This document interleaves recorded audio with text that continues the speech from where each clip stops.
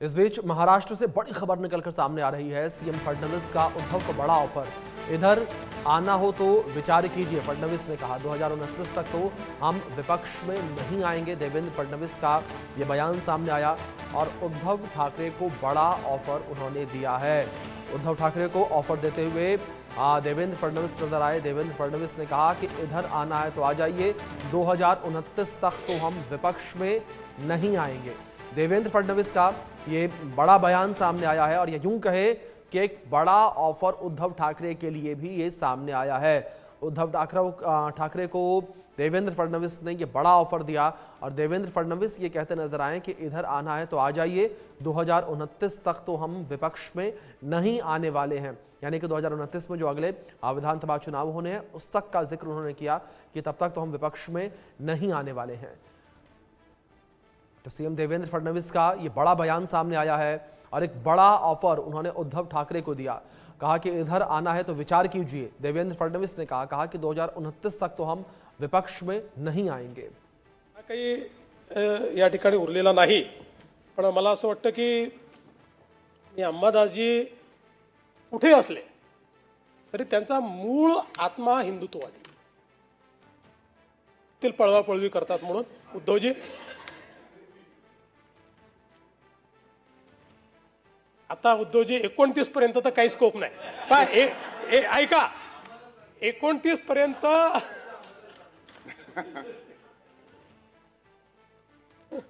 आम्हाला तिकडे याचा स्कोप उरला नाही। 29 तुम्हाला इकडे याचा स्कोप आता विचार करता येईल, म्हणजे त्याचा विचार आपण वेगळ्या पद्धतीने करू, पण आम्हाला तिकडे जायचा स्कोप हा काही या ठिकाणी उरलेला नाही।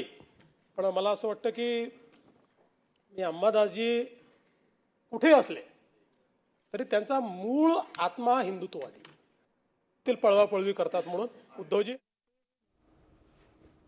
तो हमारे सहयोगी शाहिद अंसारी जुड़ गए हैं हमारे साथ, सीधे उनका रुख करेंगे अपडेट्स के लिए। शाहिद, जिस तरीके से यहाँ पर महाराष्ट्र के मुख्यमंत्री देवेंद्र फडणवीस का एक बड़ा ऑफर उद्धव ठाकरे के लिए सामने आया, उन्होंने उद्धव ठाकरे से साफ तौर पर यह कहा कि इधर आना है तो आ जाइए, 2029 तक हम विपक्ष में तो नहीं आने वाले हैं। अभिषेक, देखिए जिस तरह से सदन में आज फडणवीस ने जो है हंसी हंसी में जो है ये अपनी बातों उन्होंने कह दिया है और सामने उन्होंने उद्धव ठाकरे को जो है ऑफर भी दे दिया है, लेकिन उन्होंने ये भी कहा है कि हम विपक्ष में नहीं आने वाले हैं। यानी कि कॉन्फिडेंस है या इसको दूसरे लफ्जों में ये कहे कि ये सरकार जो है जिस तरह से उन्होंने जो है बनाई है, आने वाले 2019 में भी जो है उनकी ही सरकार रहेगी, ये तो उन्होंने स्पष्ट कर दिया है। दूसरा, उन्होंने जो बात कही है उद्धव ठाकरे को कि आप जो है अगर आपको आना है तो इस पर आप विचार करें। ये एक तरह से ऑफर है, इसको आप हंसी में भी ले सकते हैं, सीरियस भी ले सकते हैं कि सत्ताधारी पक्ष को लेकर जो है उद्धव ठाकरे के लिए जो है अभी भी उनके दरवाजे खुले हुए। तीसरा, उन्होंने विपक्ष नेता अंबादास दानवे को लेकर एक बात कही है कि वो भले ही हमारे विपक्ष में रहे, लेकिन उनका जो मन है और उनका जो हृदय है वो पूरी तरह से जो है हिंदुत्व को लेकर है। क्योंकि देखिए, राज्य में बाला साहब ठाकरे की जो सरकार रही है उन्होंने हमेशा से हिंदुत्व को लेकर ये लड़ाई लड़ी है, लेकिन बाद में फिर जब ये हुआ कि उद्धव ठाकरे जो है महाविकास अघाड़ी का हिस्सा बने तो दो चीजें हो गई उनके लिए। एक तो ये कि बुनियादी जो उनके जो मुद्दे रहे हैं हिंदुत्व का, वो मुद्दा पीछे हो गया और महाविकास अघाड़ी में जब वो शामिल हुए तो सेक्युलर होने का जो मुद्दा है वो सबसे सामने हो गया। अब उनके लिए देखिए दो मसले, एक तो ये कि अगर वो हिंदुत्व छोड़ते हैं तो उनके वोट उनके चले जाते हैं, और दूसरा ये अगर वो सेक्युलर होने का दावा करते हैं तो उनको उनकी पार्टी भी नाराज है। बावजूद इसके उन्होंने जो है उस वक्त जो भी उनको बेहतर लगा उन्होंने शामिल किया, और उसके बाद बीजेपी को आपने देखा है कि किस तरह से बीजेपी ने उनको साइडलाइन किया है और आज तक जो है उनकी कोई एक तरह से पॉलिटिकल कैरियर अगर बोलेंगे तो शिवसेना उद्धव ठाकरे ग्रुप का जो है पूरा पॉलिटिकल कैरियर जो है स्पॉइल हो गया, खत्म कर दिया गया। अब ठीक है, उन्होंने राज ठाकरे के साथ मिलकर सोचा होगा कि राज्य में शायद सत्ता में आने के लिए कुछ न कुछ कर सकते हैं, लेकिन उसका भी कोई खातिर का नतीजा तो निकल नहीं सकता। लेकिन 2019 को लेकर फडणवीस ने यह स्पष्ट किया है कि भाई हम विपक्ष में नहीं आएंगे, हम सत्ताधारी पक्ष में नहीं आएंगे और आपको आना है तो आप विचार करें। जी शाहिद, दूसरी ओर अगर बात महाराष्ट्र को लेकर की जाए तो लगातार उद्धव ठाकरे के ऊपर भी सवाल उठते रहे हैं कि उद्धव ठाकरे ने जो शिवसेना की कोर स्ट्रेंथ थी उसी को खत्म कर दिया, क्योंकि बाला साहब ठाकरे जिस विचारधारा के थे उसको लेकर सवाल उठते रहे हैं कि बाला साहब विचारधारा को ही उद्धव ठाकरे ने खत्म कर दिया जब उन्होंने अलायंस किया था कांग्रेस के साथ। आप इससे देखिए, मैंने पहले आपको बहुत अहम बात बताई, बाला साहब ठाकरे का भी जो भी रहा है, जो आइडियोलॉजी रही वो आइडियोलॉजी जो है, आप उस आइडियोलॉजी के हिसाब से अगर देखेंगे तो हिंदुत्व क्या आइडियोलॉजी रही और महाविकास, देखिए उन्होंने हमेशा से जो रहा ये बात कही थी कि उसको कभी भी कांग्रेस को लेकर साथ या कोई बात ही नहीं थी। और फिर जब बाला साहब ठाकरे नहीं रहे उद्धव ठाकरे ने उस बात को जो है उस वादे को तोड़ा, और वो महाविकास आघाड़ी का हिस्सा बन गए।